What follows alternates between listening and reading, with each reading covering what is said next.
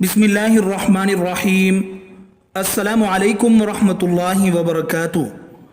इमाम शाफी रहमतुल्लाह अलैह के ज़माने का वाक़या है। एक इलाके का हाकिम अपनी बीवी के साथ अपने घर में तन्हाई के लम्हात में था। खामद अच्छे मूड में था, मगर बीवी किसी वजह से उससे नाराज़ थी। अब खामद जितना उससे मोहब्बत और प्यार की बातें करता, वो बीवी उतना उससे चिढ़ती और उससे बदतमीज़ी करती। हत्ता कि जब खामद ने बहुत ज़्यादा उससे मोहब्बत का इजहार किया तो औरत का दिमाग उस वक़्त गर्म था। वो बेवकूफ़ आगे से कहने लगी कि जहन्नमी पीछे हट, मुझे हाथ मत लगा। अब जब उसने अपने खावंद को जहन्नमी कहा तो आखिर वो भी मर्द था, उसको गुस्सा आ गया। उसने कहा कि अच्छा, अगर मैं जहन्नमी तो फिर तुझे मेरी तरफ से तलाक। अब रात गुजर गई। सुबह जब दोनों का दिमाग ठंडा हुआ तो औरत को भी गलती का एहसास हुआ कि मैं अपने खावंद से नाराज़ थी, मगर मुझे ये लफ्ज़ तो नहीं कहना चाहिए था कि जहन्नमी परे हट, मैंने तो गलती कर ली। अब वो अपने खावंद से पूछने लगी कि जी क्या मुझे तलाक हो गई? उसने कहा पता नहीं, ये तो शर्तिया थी, अगर मैं जहन्नमी हूँ तो तुझे मेरी तरफ से तलाक, लिहाजा मुझे उलमा से पूछना पड़ेगा। खावंद ने उलमा को बुलाया। उलमा कहने लगे इसका जवाब हम तो नहीं दे सकते, इसलिए कि कौन गारंटी दे कि आप जहन्नमी नहीं हैं? कौन फैसला कर सकता है? ये तो क़यामत के दिन अल्लाह ताला फैसला करेंगे। लिहाजा ये बात ज़बान ज़द आम हो गई। सैकड़ों उलमा से रब्ता किया गया, मगर कोई आलिम, कोई मुफ्ती इसका जवाब नहीं दे पा रहा था। बादशाह परेशान था। वो भी अपनी इतनी खूबसूरत बीवी को तलाक नहीं देना चाहता था। बीवी भी अब तलाक नहीं लेना चाहती थी। चुनाचे इमाम शाफी रहमतुल्लाह अलैह को किसी ने बताया कि जी फलां इलाके में ये वाक़या पेश आया है। उन्होंने फरमाया मुझे वहाँ ले चलो, मैं इस सवाल का जवाब दे सकता हूँ। चुनाचे इमाम शाफी रहमतुल्लाह अलैह आए और उन्होंने हाकिम से पूछा कि क्या वाक़या पेश आया। उसने बताया कि इस तरह मेरी बीवी ने ये अल्फाज कहे और मैंने उसके जवाब में ये अल्फाज कहे, अब बताएं तलाक हुई कि नहीं? इमाम शाफी रहमतुल्लाह अलैह ने फरमाया कि बादशाह सलामत, इसका जवाब देने के लिए मुझे आपसे तन्हाई में कुछ बातें पूछनी पड़ेंगी। उसने कहा बहुत अच्छा।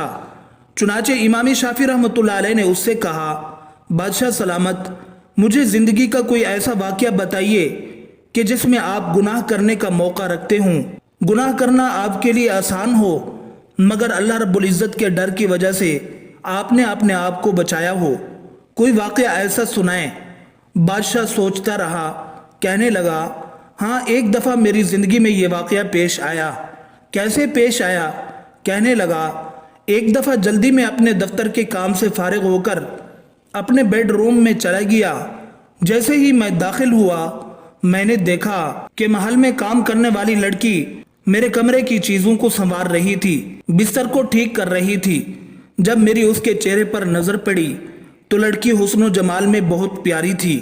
चुनाचे मैंने दरवाजे को लाक लगा दिया और बंद कर दिया। जब मैं लाक लगाकर आगे बढ़ा तो लड़की समझ गई कि मेरी नीयत ख़राब है। वो नेक थी, पाक दामन थी, तो मेरी तरफ देखकर उसने कहा या मलिक इत्तक़िल्लाह, ऐ बादशाह अल्लाह से डर। जैसे ही उसने ये लफ्ज़ कहा अल्लाह से डर, मेरे दिल में डर आ गया और मैंने ताला खोल दिया और लड़की से कहा चली जाओ। हालांकि अगर मैं चाहता तो लड़की से अपनी ख्वाहिश पूरी कर लेता, मुझसे किसी ने पूछना ही नहीं था, मगर उस नेक बच्ची के ये अल्फाज मेरे दिल पर बिजली बनकर गिरे और मुझे अल्लाह का खौफ आ गया और मैंने गुनाह के इस मौका से बचने के लिए उस लड़की को वापस भेज दिया। और ये एक ऐसा गुनाह है जो मैं कर सकता था, मगर अल्लाह के खौफ की वजह से मैंने नहीं किया। जब उसने ये वाक़या सुनाया, इमाम शाफी रहमतुल्लाह अलैह ने उससे कह दिया कि आपकी बीवी को तलाक वाक़ई नहीं हुई, इसलिए कि आप जहन्नमी नहीं बल्कि जन्नती हैं। जब उन्होंने ये फतवा दिया, सारे उलमा उनसे बहस करने लग गए। आप कैसे कह सकते हैं? आप कैसे जन्नत का टिकट दे सकते हैं? क्या परमट आपके हाथ में है कि आप कहें कि ये जन्नती है, ये जहन्नमी? आपने फरमाया कि ये फतवा मैंने अपनी तरफ से नहीं दिया, बल्कि ये फतवा अल्लाह ताला ने قرآن مجید میں خود عطا فرمایا ہے۔ جی قرآن مجید میں کیسے؟ انہوں نے کہا کہ قرآن مجید کی آیت وَأَمَّا مَنْ خَافَ مَقَامَ رَبِّهِ ترجمہ، اور جو شخص اپنے رب کے سامنے کھڑا ہونے سے ڈرا، وَنَهَى النَّفْسَ عَنِ الْهَوَىٰ، اور اس نے اپنے نفس کو خواہشات میں پڑنے سے بچا لیا، فَإِنَّ الْجَنَّةَ هِيَ الْمَأْوَىٰ، پس اس کا ٹھکانہ جنت ہوگا۔ اللہ نے چونکہ فرما دیا، لہٰذا میں فتویٰ دیتا ہوں اس کبیرہ گناہ سے بچنے کی وجہ سے یہ بندہ قیامت کے دن جنت میں داخل ہوگا۔ امیر المومنین حضرت عمر فاروق رضی اللہ عنہ کے زمانہ مبارک میں ایک نوجوان بہت متقی اور پرہیزگار اور عبادت گزار تھا، حتیٰ کہ حضرت عمر رضی اللہ عنہ بھی اس کی عبادت پر تعجب کیا کرتے تھے۔ وہ نوجوان نماز عشاء مسجد میں ادا کرنے کے بعد اپنے بوڑھے باپ کی خدمت کرنے کے لیے جایا کرتا تھا۔ راستے میں ایک خوبرو عورت اسے اپنی طرف بلاتی اور چھیڑتی تھی، لیکن یہ نوجوان اس پر توجہ دیے بغیر نگاہیں جھکائے گزر جایا کرتا تھا۔